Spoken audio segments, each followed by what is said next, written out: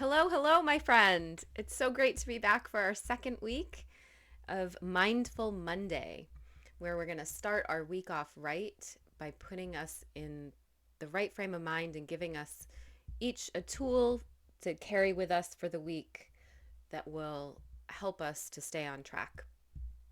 And I just wanted to, before we dive into this week's topic, I just wanted to make sure that I took the time to extend a really large amount of heartfelt gratitude to all of you who not only took the time to listen to everything that we put out last week, but also took it a step further and provided us with that feedback that helps keep us going, energizes us, and inspires us to keep with it and to keep putting it out there for you guys.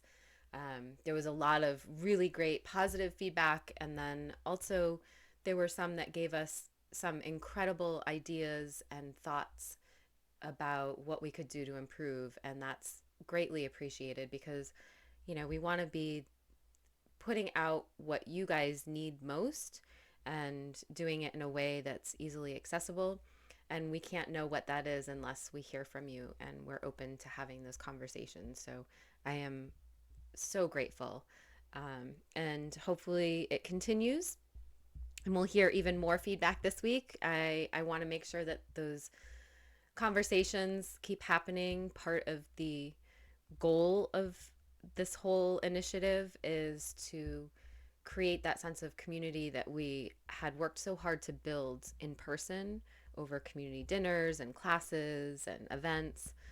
We want to make sure that that continues because it's so important. Loneliness is more deadly than anything else, more deadly than obesity, more deadly than smoking. So we want to make sure that we are addressing that in this time of significant isolation. So this week for Mindful Monday, I was thinking over the past few days of what exactly it was that would be most helpful to start off um, helping everyone build that mindful practice. And I kept coming back to this one simple idea. And, you ever get those voices in your head that tell you that, well, that's not going to be good enough. And, we all have that. I do too. And I kept thinking that it was too basic and that I needed to do something that maybe no one had heard of before. And then I realized that no, this is basic because it's necessary. And so we're going to start here talking about breath. I know how simple that sounds. Like I said, I struggled with whether or not I even wanted to put that out there for our Mindful Monday. But what I realized is it is so crucial to master our breath before we can move on to anything else. It is the one thing that we carry with us from the time we're born until the time we die. Everything else about us and around us changes. Our cells change, we change, the people that we surround ourselves with change, our homes change. But the one constant is our breath. And there's a reason why, when a woman is preparing to give birth, they focus on teaching her how to breathe because giving birth is excruciatingly painful and a test of your physical and emotional endurance. And so, why do we focus on breath? And when someone is upset and, in the midst of anxiety and panic, the one common thing that they'll often hear people say to them is take a deep breath, right? Um, when you're angry or feeling out of control, often that's what people will tell you as well. Take a deep breath. Um, the reason for this is, our bodies are wired for survival. We're really good at surviving in the worst of circumstances. Our bodies are adaptable and they make do. It might not be best for us in the long term, but in that immediate moment, it is what we need to survive. So back in the day when, that lion was chasing us, our body knew what to do in order to survive. And that was to transition to shallow breathing, to get that adrenaline pumping, to give us strength and speed. And it would help us to outrun, outclimb, fight, whatever it is that we needed to do to the best of our abilities to survive in that moment. And once it was over, we could relax, catch our breath, take a nap, um, and be ready for the next time we needed to have that fight or flight moment.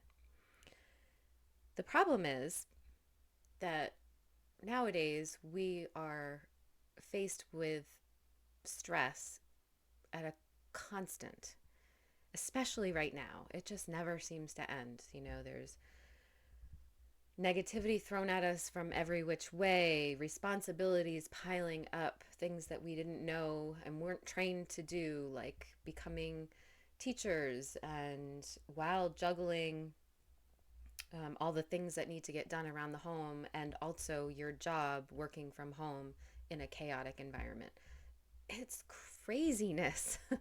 So we are stressed out to the max, and our body does what it's supposed to do, right? When we're stressed out, fight or flight, shallow breathing, and adrenaline pumping.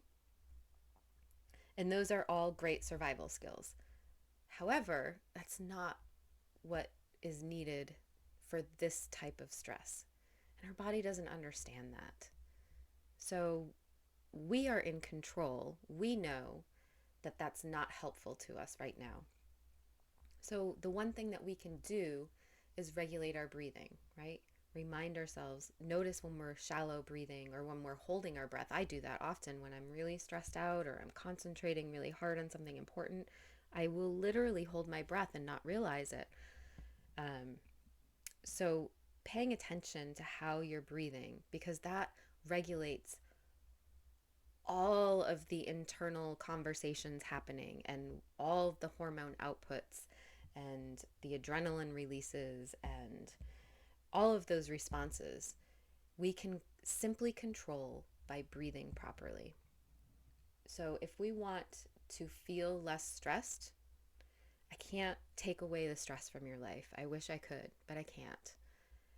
But what I can do is help you to not have that stress impact you, where you feel like you're out of control, or you start to have deteriorating health or debilitating anxiety. We can stop that in its tracks simply by learning how to breathe. So I know it's simplistic, but we are going to practice taking a few deep breaths. And one of the key components to making sure that you're breathing properly is doing it through your nose. I know a lot of people, especially this time of year when there's allergies happening and all that, we're mouth breathers. But if we can intentionally switch that to nose breathing, there's a couple reasons for that. One, you're going to deliver more oxygen. It's going to be more effective to be breathing in the way that your body was designed to breathe. And two, your nose actually sterilizes the air before it reaches your system. So right now, in the midst of a pandemic, this could be pretty important and significant. So making sure that you're breathing through your nose so that your body can do what it knows how to do and sterilize that air and filter it before it reaches your lungs will accomplish two things. So I want to make sure that you're comfortable. And when you're practicing this, you can do it anywhere. You can do it when you're driving. You don't always have to get comfortable, but in order to master it, why not get comfortable in a seated position without distractions, and take a deep breath in through your nose to the count of 4. So breathe in, 1, 2, 3, 4. Hold. And now exhale. 1, 2, 3, 4. The other thing you should notice when you're breathing like this, the air should be filling your belly. You should be belly breathing like a baby does. That is an indication that you are taking a full deep breath. If it gets all the way down, and then when you exhale, exhale all the way till all of that air in your belly is expelled. So you should be seeing your stomach go up and down. I know as females, we're often trained to kind of suck it in, and we don't breathe too deep because we want our stomachs to appear flat and small. But for the purpose of managing our stress in our life, which will also help you to regulate your weight if that's an issue in a roundabout way, make sure that you're belly breathing, taking it in through your nose all the way down to your belly and exhaling fully and completely before pausing and moving on to your next breath. Really, after the first breath, you should feel in that exhale a lot of weight and stress just going right out with that exhale. It only takes about 3 breaths to completely reset yourself.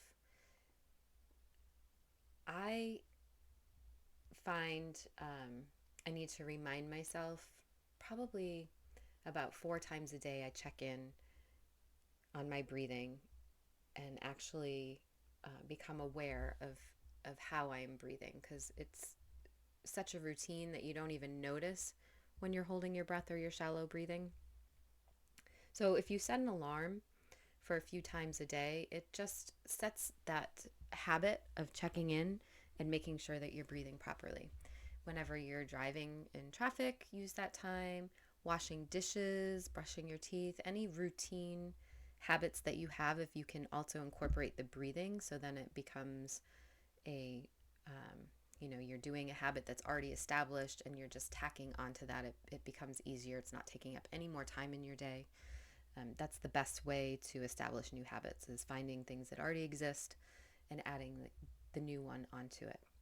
So I hope you found that helpful, and let me know how you're applying that. If you have any tricks or any breathing tips that you have that you want to share with us, please put that in the comments. I'd love to hear them. And,